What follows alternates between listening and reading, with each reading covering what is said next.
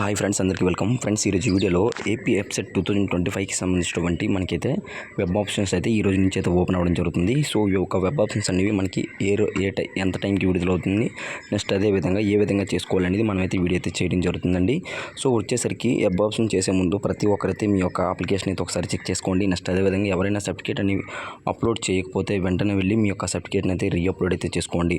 So sports వారు ఎవరైనా ఉన్నట్లయితే ఈ యొక్క స్పోర్ట్స్కి సంబంధించినటువంటి ఇక సర్టిఫికేట్స్ కూడా నెక్స్ట్ అదేవిధంగా దీని యొక్క ఫామ్స్ అయితే ఫిలప్స్ అయితే చేయండి. స్పోర్ట్స్ ఉన్న వాళ్ళకి అయితే ఇదైతే అడ్వాంటేజ్ అయితే ఉంటుందండి.